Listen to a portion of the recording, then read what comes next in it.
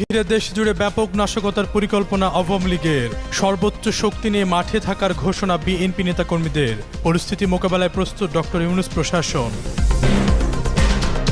বাংলাদেশের সঙ্গে উত্তেজনাকর সম্পর্কে জড়াতে চায় না দিল্লি। বিবৃতির শব্দচয়ন নিয়ে ডক্টর ইউনূসকে সতর্ক থাকার আহ্বান ভারতের প্রতিরক্ষা মন্ত্রীর। ঢাকায় ফাঁকা রাখা 7 আসনের দিকে চোখ বিএনপির হেভিওয়েটদের। মিত্রদের 4টি আসনে ছাড় দেওয়ার ইঙ্গিত। কপাল খুলতে পারে ব্যারিস্টার নাসিরুদ্দিন অসীম সহ আরও 2 নেতার।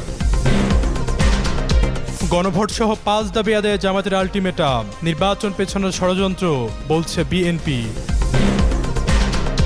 শাহবাগে পুলিশের সঙ্গে প্রাথমিক শিক্ষকদের ব্যাপক সংঘর্ষ। জলকামান, সাউন্ড গ্রেনেড নিক্ষেপ। দাবি আদায় না হওয়া পর্যন্ত রাজপথে থাকার হুঁশিয়ারি আন্দোলনকারীদের। আসন্ন জাতীয় সংসদ নির্বাচন ঘিরে রাজনৈতিক অঙ্গনে চলছে নানা সমীকরণ। এখন পর্যন্ত সবকিছু ঠিক থাকলেও ফেব্রুয়ারিতে অনুষ্ঠিত নির্বাচন ইস্যুতে গভীর ষড়যন্ত্রের বার্তাও দিচ্ছে রাজনৈতিক দলগুলো।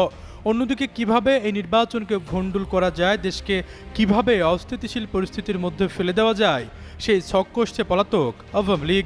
13 নভেম্বর ঘিরে ব্যাপক নাশকতার পরিকল্পনা করা হচ্ছে বলেও শঙ্কা রয়েছে।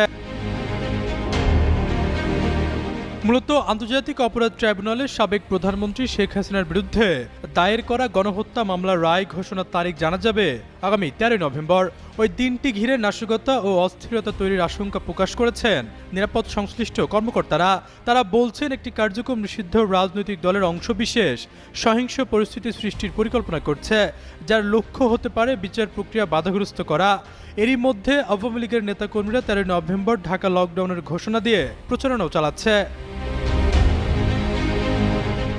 নিরাপত্তা সংস্থার তথ্য মতে ঢাকায় অন্তত 5টি স্থানে ডিজিটাল যোগাযোগ ও নাশকতা কৌশলের প্রশিক্ষণ দেওয়া হয়েছে।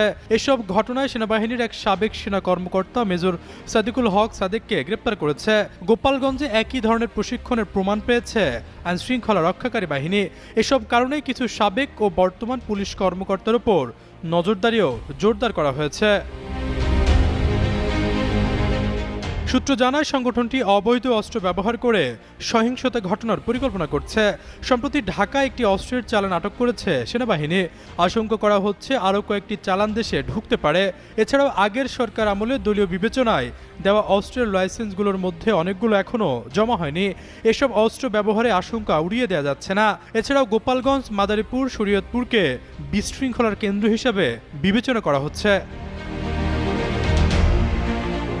এদিকে আওয়ামী লীগের রাজপথে নামার ঘোষণাকে কাউন্টার দিয়েছে দেশের প্রধান রাজনৈতিক দল বিএনপির নেতাকর্মীরা।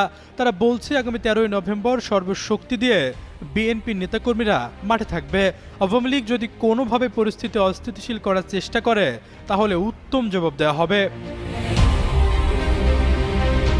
আওয়ামী লীগ ঢাকায় লাখ লাখ লোকের সমাগম ঘটিয়ে বিশৃঙ্খলা তৈরি, লকডাউন কার্যকর, বিভিন্ন গুরুত্বপূর্ণ স্থাপনায় হামলা এবং গাড়িতে আগুন দিয়ে জনমনে আতঙ্ক তৈরি করা সহ নানা অপতৎপরতার তথ্য ছড়িয়ে পড়েছে সামাজিক যোগাযোগ মাধ্যমে। শৃঙ্খলা বাহিনীর কাছে কোনো সুনির্দিষ্ট থ্রেড না থাকলেও সামাজিক যোগাযোগ মাধ্যমের এসব তথ্যকে গুরুত্ব দেওয়া হচ্ছে। সে অনুযায়ী নেওয়া হচ্ছে সর্বাত্মক প্রস্তুতি।